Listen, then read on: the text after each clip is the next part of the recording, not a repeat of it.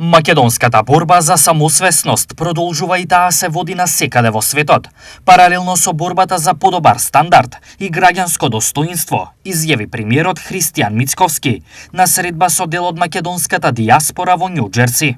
Борбата дома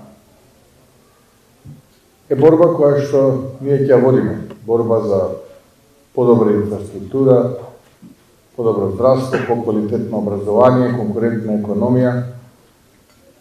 И тоа го правиме овие 7 месеци како сме како влада избрани. И таа борба ќе продолжи.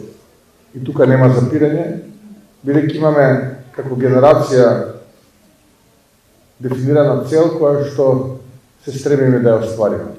Оваа влада, оваа генерација ќе ги потврди илинденските идеали, ќе го продолжи делото на илинденците, на комитите, на војводите, подоцна и партизаните за суверена, независна, демократска Македонија, која што ќе биде најбогатата и најпросперитетната држава на Балканот, зашто тоа да не биде и во Европа. Тоа го можеме и тоа ќе го направиме. Јас ви гарантирам дека